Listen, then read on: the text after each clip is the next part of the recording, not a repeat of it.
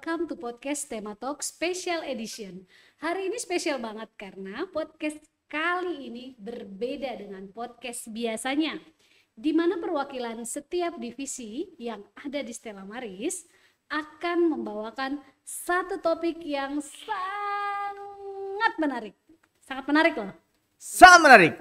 Dan podcast kali ini akan dibawakan dari divisi operasional yang akan dipandu oleh saya, Lisra Eva ini Nenggolan, atau biar lebih akrab bisa dipanggil dengan Miss Rara. Jadi podcast hari ini akan membahas seputar apa sih tujuan dari psikotes sebelum bekerja. Meski terdengar mudah, nyatanya psikotes dalam pekerjaan itu membutuhkan persiapan yang matang supaya kamu dapat menjalaninya dengan lancar. Seperti yang kita ketahui, tes psikologi atau yang biasa disebut dengan psikotes adalah serangkaian pengujian yang dilakukan untuk mengetahui kondisi psikologis dan juga karakter seseorang. Jadi sudah hadir bersama kita pakar dari psikotes, ada Adip selaku Rekruter juga. Iya. Halo teman-teman semua. Saya dengan Adip, mungkin kalau di Stella Maris. Belum turut perkenalkan diri. Belum ya? Oh ya oke. Saya Saya diam dulu ya, Oke, silakan Pak Adip. Sudah boleh nih, sudah boleh ya. Oke, halo. Ya, saya dengan Adip dari HR rekrutmen juga dari Stella Maris. Sebenarnya Miss Rara bukan pakar ya. Oke. Lebih tepatnya saya hanya sebagai praktisi. Ya, bukan juga. Ya sebenarnya di bidang praktisi bisa karena ya sehari-hari memang praktik gitu kan. Betul. Okay. Nah, mungkin apa ya? Kita hanya sharing-sharing aja ya, Miss, pada hari kali ini ya. HRD. Ya. Kebetulan kita berdua ada di rekrutmen. Betul sekali. Dimana pekerjaan kita kurang lebih sama, tetapi Adip lebih juga fokus ke psikotes. Psikotesnya. Ya, kalau kita boleh sedikit jelasin mengenai divisi operasional, mungkin di sesi sebelumnya kita udah pernah jelasin nih sedikit bahwa divisi operasional ini adalah divisi support pendidikan gitu. Jadi kalau di kita ini divisi operasional itu dipimpin oleh satu head divisi, di mana satu divisi ini terdiri dari beberapa unit. Ada HRD, QA, GA, dan purchasing. Nah, masing-masing ini ada headnya lagi atau biasa dibilang kepala unit ya. Betul. Jadi kepala HRD, kepala purchasing, kepala GA, dan kepala QA. Gitu. Jadi reportnya ke satu head divisi operasional. Kurang lebih seperti itu untuk divisi operasional. Nah, kita mulai ke sesi 1. Jadi sebenarnya Pak Adip, Mr. Adip ya, apa sih tujuan dari psikotes sebelum bekerja gitu? Apa sih yang mau dilihat dari perusahaan terhadap satu kandidat itu? Iya. Baik, terima kasih Miss Rara. Mungkin teman-teman di sini mungkin boleh saya sedikit informasikan di awal dulu ya. Jadi psikotes ini sebenarnya bukan buat menentukan Anda pinter atau tidak pinter ya kan. Anda layak atau tidak layak, tapi tidak seperti itu. Jadi kalau dari sisi perusahaan mungkin hanya untuk lebih melihat potensi apakah cocok dengan perusahaan kita, ya kan? Atau dengan posisi yang dilamar, dengan potensi diri dia. Nah, yang pertama misalkan kenapa psikotes itu penting gitu kan, dalam sebuah proses perekrutan, di dalam sebuah instansi, perusahaan, bahkan di dunia kemiliteran pun dipakai seperti itu. Nah, ini dalam hal ini kita mungkin membicarakan berhubungan dengan perusahaan ya, perusahaan kita gitu. Yang pertama tentunya penting karena untuk melihat dari sisi kecocokan. Nah, kecocokan ini adalah membantu perusahaan untuk menilai sejauh mana seorang calon karyawan ini cocok dengan posisi yang ditawarkan, ya kan? Jadi misalkan kita cari sales, berarti kita harus cari orang yang punya potensi dalam hal bisa mempengaruhi orang dalam berkomunikasi gitu. Iya, kurang lebih banyak bicara, kemampuan komunikasinya baik, senang bertemu orang, kurang lebih begitu ya. Jangan sampai kita rekrut sales tapi yang punya passion admin. Nah, hobinya diem gitu kan. Atau yang backgroundnya adalah accounting, ya kan. Nanti pas diajak ngomong malah ngitung-ngitung gitu kan. Nah, Suruh gitu. jualan malah ngitung-ngitung. Maju hitung. Jadi untuk menilai kecocokan teman-teman. Jadi menilai kecocokan tuh dari sisi mungkin gini juga. Ada orang yang mungkin tidak terlihat dari sisi sebenarnya ini orang punya potensi sebagai marketing, tapi dia melamar sebagai untuk admin karena apa? Yang ada lowongannya adalah admin mungkin. Saya melamar apa aja yang penting kerja. Ketika kita tes, bahkan kita bisa tambahkan dengan selain tes kan interview juga ya tentunya. Ini orang sebenarnya dari sisi cara bicara, dari hasil tesnya, kita punya banyak tes macam-macam ya. Ada tes untuk yang intelijensi, ada tes kepribadian, karakter juga. Nah, kok lebih mengarahnya ke orang marketing nih. Cara bicaranya, potensinya dia lebih cocok untuk mempengaruhi orang gitu kan. Ketika ditanya 1+1 berapa, dia bisa menjelaskan awal mulanya 1+1 itu berapa gitu kan. Panjang dulu gitu. Nah ini cocok orang marketing nih gitu kan. Panjang lebar gitu sebenarnya. Itu yang pertama misalnya. Jadi untuk menilai untuk kecocokan. Lalu yang berikutnya adalah untuk mengidentifikasikan potensi ya. Hampir sama tadi yang sebelumnya ya. Lebih kita akan melihat nih potensi atau bakat dari seseorang. Jadi agar juga kita istilahnya bakat seseorang itu kan belum terungkap ketika hanya ketemu biasa saja dan akan terungkap ketika sudah psikotes ya kan dan juga wawancara seperti itu. Kadang mungkin di CV-nya dibikin semenarik mungkin nih. Wah, ya kan? Ya mungkin dibikin sama orang juga bisa. Wah, ini orang kayaknya terus bahasa Inggris pinter gitu kan. Bahasa Inggrisnya, tapi kan kita nggak tahu. Terus bisa aja kan ditulis melamar sebagai marketing misalkan. Communication skill 99 good kayak gitu kan. Terus kemudian kepribadian good, health good dan segala macam. Semua kan pasti ditampilkan yang baik-baik kan seperti itu. Nah, ketika sudah sampai kan ya mungkin tidak sedikit ya kita sering menemukan seperti itu ya Miss ya. Dari CV tadi kan sebelumnya di episode sebelumnya kita membahas tentang foto nih kan.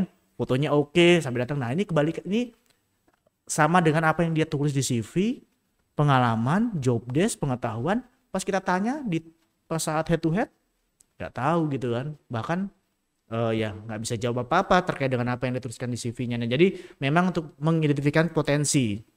Jadi ini juga membantu perusahaan untuk menempatkan karyawan pada posisi yang sesuai dengan kemampuannya. Jadi tidak salah posisi gitu loh. Jadi ya kalau memang dia cocoknya untuk desain grafis ya jangan ditempatkan sebagai accounting.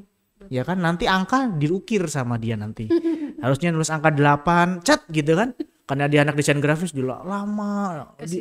Iya dibatik sama dia angka 8-nya kayak gitu kan. Nah jadi itu nggak cocok. Jadi kayak gitu ya mengidentifikasi. Dan selanjutnya adalah untuk mengurangi resiko. Nah resiko apa nih?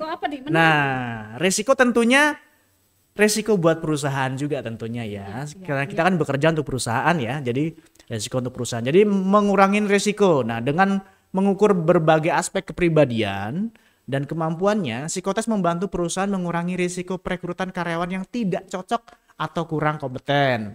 Hal ini dapat menghemat waktu, biaya, dan juga sumber daya yang akan diinvestasikan dalam pelatihan dan pengembangan karyawan. Misalkan nih contoh, kita sudah tahu nih, ini orang melamar sebagai marketing. Tapi ketika kita tes, sebenarnya atau kita interview, tidak ada potensi untuk di marketing ya. Dari sisi ya mungkin satu komunikasi, kedua dari sisi groomingnya dia penampilan ya kan. Tapi kekeh mau jadi. Iya saya bisa. Akhirnya karena ya udahlah kita coba-coba ya. Siapa tahu memang bisa gitu kan. Ketika kita sudah ikut pas lagi dilepas di lapangan untuk praktek gitu kan, untuk selling misalkan. Kok nggak bisa nih gitu kan. Kok kurang ya gitu kan. Kok ketika dibentak sama customer atau dikulik sama customer kok menciut gitu kan, bukan tipikal. Nah sales itu punya ciri khas adalah pantang menyerah dan muka tebal tentunya ya. Nggak baperan. Nah ini orang kok baru ditolak ya kan, digertak ciut. Nah orang sales orang yang tipikal tidak boleh gampang mudah menerima penolakan, harus gigih. Nah terus kemudian oh ya udah oke kita coba kasih pelatihan. Wah ikut pelatihan training nih, mengeluarkan biaya dan segala macam ya kan. Kontrak kerjanya udah 3 bulan. Nah udah kontraknya 3 bulan 6 bulan atau mungkin udah kemudian udah dilatih, udah di coaching dan segala macam, ikutin pelatihan yang berbayar. Tetap nggak bisa. Iya, dicoba lagi, lah aku nggak bisa. Ternyata Yang rugi memang, siapa? nah, itulah yang dimaksud kerugian. Jadi kan Yes, ternyata jadi memang mengurangi mengurangi resiko di resiko awal seperti itu. supaya tidak terlanjur jauh gitu Jauh. kerugian yang Ya, tadi kan dari didapatkan. sisi finansial ya, dari segi waktu juga sebagai seorang recruiter, bahkan usernya juga sudah mempersiapkan waktunya saat itu untuk interview, jadi ya udahlah percuma Wasting juga, time wasting ya. time jadinya. Nah, lalu berikutnya adalah yang menghindari apa namanya untuk psikotes ini pentingnya untuk menghindari bias. Jadi psikotes ini seringkali didesain untuk menghindari bias subjektif yang mungkin muncul selama proses seleksi. Dengan menggunakan tes yang terstandarisasi dan terstruktur, perusahaan dapat membuat keputusan rekrutmen yang lebih objektif. Jadi gini Misra, sering kita temukan pelamar itu kan datang untuk melamar ke sebuah perusahaan dengan sudah dipersiapkan ya, menunjukkan sisi baiknya semua dia ya, current style-nya dia semua, current style-nya dia semua. Jadi apapun yang kita tanyakan selalu pasti bisa, siap, tidak ada masalah. Gitu pertanyaannya. Kamu rumah di Jonggol jauh banget. Iya. Bisa? Kamu dari Jonggol ke sini gimana? Kan capek, jauh gini. Oh, nggak ada masalah, Pak. Saya biasanya Bisa dari naik motor? Bisa. Nanti pinggangnya gimana? Wah, aman, Pak. Bisa ganti pinggang sapi misalkan gitu. Wah, nggak apa-apa gitu kan. Oh ya, nah ini orang Kamu semangat bakal nih. terlambat nanti. Nah, Enggak. kita gitu. masuk Aduh, 7:30 cantik loh, banget. gitu Kalau kan. ngomong pokoknya indah. Betul. Nah, itu yang dimaksud adalah menghindari bias. Jadi, nah ketika kita psikotes kan kita akan bisa melihat dari sisi itunya, dari sisi apa namanya, kemampuan dalam hal terhadap tekanan, ya kan, kemampuan hal terhadap communication skillnya seperti itu. Jadi kita lihat. Jadi semua orang kan bias ya. Kalau misalkan interview itu kan menunjukkan yang baik-baik saja. Bahkan kadang psikotes pun kadang juga suka dibikin sama mereka bias. Tapi sebenarnya itu justru malah fake blunder. Karena tes itu kan tidak hanya satu ya. Ada beberapa tes lainnya. Kamu ingin memperlihatkan diri kamu menjadi orang yang terbaik. Cuman kamu menipu dirimu sendiri gitu kan. Itu juga tidak baik. Jadi mempertunjukkan diri lebih baik itu betul, tapi jangan melampaui batas dirimu. Jangan membohong, jangan berlebihan dan jangan membohongi. Kalau kamu sukanya dengan dunia marketing, jangan bilang kamu bisa accounting. Kamu dikasih tes accounting, mumet nanti. Nah, gitu kan itu sudah nilai minus banget. Ada pertanyaan-pertanyaannya standar ya, yes. Misalnya kayak apakah kamu suka keramaian? Tapi karena kamu pikir, gue kan buat ngelamar jadi sales, suka padahal enggak. Betul. Gitu kan? Itu artinya karena pertanyaan-pertanyaan itu akan terkait ya Pak. Betul, ya? pasti akan terkait. Kalau kamu udah berbohong di satu dan ternyata itu nggak nyambung dengan pertanyaan yang berikutnya, iya nggak akurat. Gitu. Kamu kalau misalnya jadi marketing, kamu kalau misalkan ada customer yang tiba-tiba saya nggak mau, saya gini, kamu gimana? Kamu akan langsung pulang atau kamu akan tetap begigih? Oh pasti kan gigih Pak, saya nggak akan pulang. Ya iya pasti jawabannya kayak gitu. Kalau teorinya gitu. Iya, kalau dia jawab, ya saya akan pulang Pak. Ya ngapain aku punya customer kayak gitu? Ya udah kita pasti akan reject dong kayak gitu kan.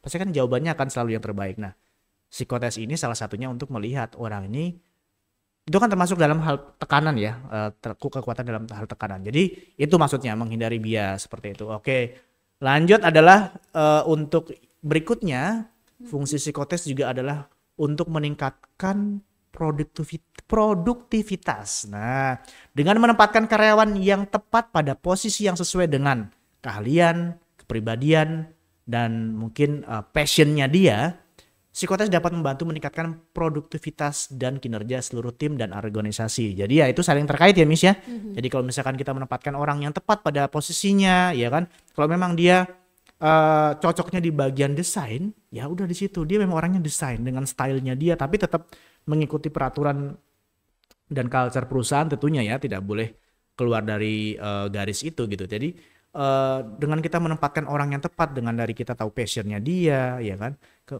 kemampuannya dia, ya tentunya dari lingkup kecil dulu, dari unitnya, kemudian besar lagi lebih divisinya, akan menghasilkan hasil-hasil kerja yang maksimal, yang optimal tentunya. Gitu. Nah, gini nih Pak Dip, aku mau tanya, apakah hasil psikotes itu masuk Iya. Batu Pak Haji gitu ya. Maaf ya. Oke, Ya. lanjut. Apakah hasil psikotes seseorang itu Yes. bisa berubah? Jadi misalnya nih ada seseorang di Ya. dalam perusahaan, Mm-mm. di awal dia dites hasilnya A misalnya ya. Ya. Seiring berjalannya waktu dia bekerja di perusahaan tersebut, adakah kemungkinan hasil tes atau kepribadiannya bisa berubah? Oke, baik. Kalau dari sisi kepribadian, jika orang tersebut sudah sampai di taraf pribadi yang dewasa, tentunya kalau secara kepribadian tidak akan berubah. Tapi ada beberapa tes yang untuk melihat karakter dia dalam ruang lingkupnya dunia pekerjaan. Oh, Itu bisa saja berubah seiring dengan berjalannya waktu dan jabatannya dia, tentunya pasti berubah. Tapi berubahnya tidak berubah signifikan. Misalkan contoh yang dulu dia orangnya tipikal yang apa ya, kalau misalkan teman-teman tahu tes DISC, nah itu kan ada karakter D, I, S, dan C. Mungkin zaman dia fresh graduate, dia adalah tipikal yang mungkin tipikal orang yang suka ketelitian, tapi juga suka ngomong gitu loh. Jadi karakternya adalah I dan C, influence dan compliance. 10 tahun berlalu dia peningkatan karir, dia sampai dengan level tertentu. Bisa jadi saja ketika dia pindah perusahaan yang berikutnya lagi, karakternya mungkin tetap ada I atau C-nya, Miss. Tapi karena dia sudah berubah dengan ya namanya semakin matang, betul posisinya.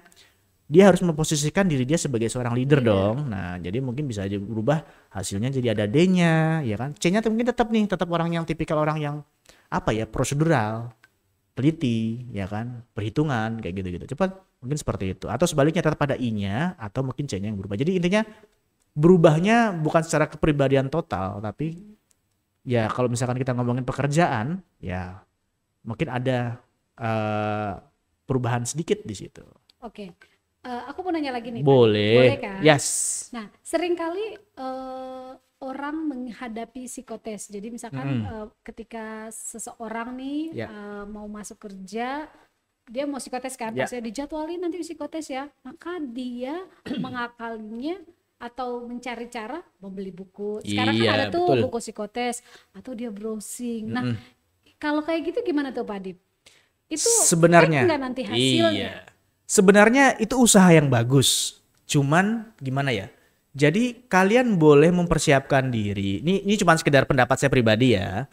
Kalian boleh mempersiapkan diri, cari tahu ya kan. Tapi jangan sampai kalian itu keluar ya, tadi kembali saya bilang menghindari bias tadi yang justru akan menjadi blunder kalian sendiri. Jadi oke, boleh tahu tesnya apa saja ya gitu, atau apa yang harus kalian persiapkan secara fisik, karena psikotes itu akan berpengaruh juga dari kesiapan fisik seseorang. Oh, jadi kalau misalkan lapar, dia misalkan lapar nih kandidatnya, Yes. bisa jadi hasil tesnya berubah. Beda, bisa jadi hasilnya akan berbeda dengan ketika kondisi contoh dia lagi emosi, lagi ngerjain tesnya, datang mungkin di jalan senggolan sama kendaraan lain, macet ya kan, habis marahan sama pasangannya, kemudian lagi nggak pegang uang, terus kemudian senggolan mobil dan segala macam di jalan ya kan, sampai di lokasi nervous, deg-degan, grogi ya kan. Nah, itu mempengaruhi sebenarnya dalam hal psikotes, pasti akan berpengaruh. Nah, maksudnya persiapannya justru jangan belajarin bukunya, jangan pelajarin apanya, tapi persiapkan dari sisi internalnya diri kita aja, Mentalnya atau suasana hati ya kan.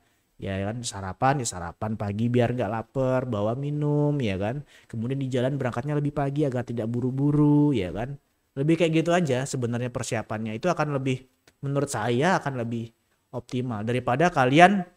Oke lah, bener kalau misalkan kalian dapat contekan ataupun apa tuh namanya, bocorannya bener. Ya kalau bener. Kalau yang justru kalian dijerumuskan, terus kalian ngikut aja semuanya ya kan. Yang Ketika malah hasilnya malah ngaco, ya udah fake banget. Yang kalian tadi harusnya nilainya dapatnya 70, kalian ngikut di internet dan segala macam, hasilnya malah 40, kan malah rugi kan. Nah, Jadi seperti itu. tuliskan atau ya jawab apa adanya gitu. Apa ya. adanya saja. Karena bukan benar dan salah ya kan. Betul. Seperti apa saya bilang tadi, Misra. Jadi kalau psikotes ini sebenarnya harusnya ya bukan untuk melihat orang ini pinter atau kurang pinter atau kayak gimana, tapi lebih lihat potensi. Oh, potensinya Cocok atau tidak gimana. cocok untuk yang kita sedang butuhkan. Ya udah, berarti kita tidak bisa lanjutkan untuk tahap berikutnya. Sebenarnya lebih kayak gitu aja, kayak gitu. Oke, ada lagi pertanyaan, Bu Rara? Kita Misra. tunggu jawab ini pertanyaan dari audiens. Iya, nanti pertanyaan bisa ditulis di kolom komentar ya guys. Iya. Nah, kita lanjutkan ya. Kita lanjutkan intinya sebenarnya seperti ini intinya. Jadi psikotes itu merupakan alat yang paling penting dalam proses seleksi dan rekrutmen karyawan dalam sebuah perusahaan dan membantu perusahaan untuk membuat keputusan yang lebih tepat dan efisien. Jadi ya sebenarnya penting-penting aja. Jadi ada beberapa perusahaan yang psikotesnya memang sangat lengkap sekali. Ya dari mulai alat psikotes A, B, C dan D sampai banyak lah pokoknya. Tapi makin ke sini banyak juga yang perusahaan menggunakan psikotes yang sudah tidak menggunakan kertas lagi ya, yang mungkin online. Ya sifatnya software program. Tapi bisa juga mungkin kayak gini ya Pak Dip. Yes. Ini kalau pendapatku ya, karena kita kan Ya. di lapangan sering nemuin. Jadi gini, ketika interview untuk satu orang kandidat kan tidak satu orang. Artinya ada rekrutmen atau HRD, ada head HRD, ada user 1, user 2, user 3. Nah, seringkali ada nih di antara mereka yang suka pakai pendapatnya sendiri, kayaknya orangnya gini deh, ya, gitu kan? Yes. Nah, mungkin dari psikotes ini untuk sebagai membantu atau panduannya, nih sebenarnya kayak gini gitu. Jadi otentik gitu, jadi nggak pakai feeling gitu ya. Betul. Jadi ya benar. Jadi kadang jadi ada mungkin user atau ya user ya, bisa kita bilang user yang mungkin kalau ketika interview itu, ya itu kan apa ya respon tanggapannya dia pas ketika interview. Nah, salah satu psikotes ini mungkin bisa dijadikan untuk pertimbangan user juga misalkan, atau mungkin bahan konfirmasi. Karena ada usernya juga yang gitu. Aku tadi pas interview kok menemukan orangnya kayak gini. Bener nggak ya Pak? Coba lihat hasil tesnya seperti ini. Nah, dia akan apa ya istilahnya mengcompare lah ya. Mengkonfirmasi apakah benar. Oh iya, tadi pantesan orang ini kok pas ketika saya tanya ini kok kayaknya banyak ininya, banyak itunya, kayak gitu-gitu. Jadi memang bisa jadi salah satu bahan pertimbangan untuk user juga seperti itu. Aduh, ngomongin psikotes sebenarnya masih banyak banget ya Dip yang mau ngomongin.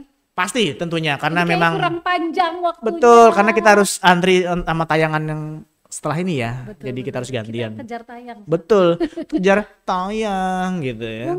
Itu saya. Oh, ya. Tayang. Mungkin Mr. Adip ada pesan-pesan untuk teman-teman di rumah yang mungkin fresh graduate atau profesional yang butuh masukan nih tentang psikotes. Iya. Baik, mungkin kalau masukan dan tips dari saya mungkin kita lebih sifatnya sharing tadi yang saya bilang ya, mungkin bagi teman-teman semuanya ya mungkin yang sudah tahu lebih banyak. Bagi yang terkait dengan psikotes mungkin persiapkan dirinya lebih dari sisi internal saja. Sebaiknya tidak usah terlalu banyak Anda mencari informasi untuk psikotes berhubungan dengan bagaimana di browsing, karena di dunia maya sana banyak banget yang sebenarnya justru istilahnya menjerumuskan kalian gitu loh. Dan banyak ada tes yang sama namanya tapi dalamnya isinya berbeda, ya kan? Tes ABC jumlahnya sama-sama 60. Kalian nyontek isiannya pilihan gandanya A, C, D dan segala macam.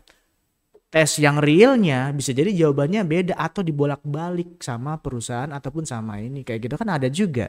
Jadi malah kalian terjerumuskan. Jadi intinya lebih siapkan internal kalian ya kan, dari segi mental, fisik kalian ya kan, persiapkan dari mulai malamnya istirahat cukup ya kan, kemudian makanan cukup, kemudian freshkan pikiran juga ya kan.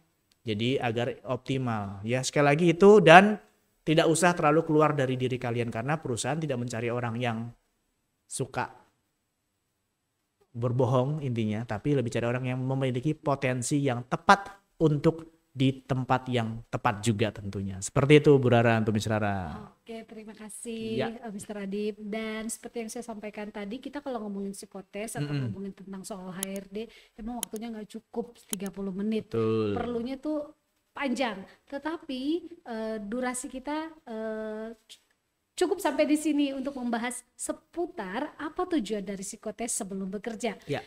Dan kami berharap semoga apa yang kita bahas, apa yang kita bagikan hari ini bermanfaat untuk teman-teman di rumah. Amin. Jadi buat yang tertarik untuk lebih tahu tentang Stella Marie School, silahkan klik link di atas kanan. Jadi di sini ya. Nah di sini ini muncul nih. Nah tuh muncul atau tuh. bisa juga menghubungi 0878 7278 5231 dengan format nama, usia anak dan pertanyaan. Dan dari kami HRD selalu kami tekankan bagi teman-teman di rumah yang lagi cari-cari lowongan atau mau lihat lowongan apa nih di Stella Maris. Yes, apa yang lagi ada dibuka Jangan nih lupa gitu ya. follow IG Karir Stema. Stema.karir. Stema.karir. Iya. Karena Stema. oh iya, Stema.karir di Instagram. Jadi nanti di sana bisa kalian temukan Iya. lowongan-lowongan apa saja yang ada di Stella Maris dan pastikan kalian bisa join bareng kita Iya. sama-sama melayani di Stella Maris.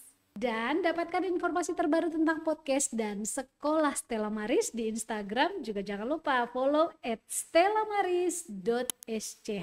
Dan akhir kata, saya Miss Rara Dan saya Mr. Adip. pamit undur diri. See you on the next Podcast. Bye.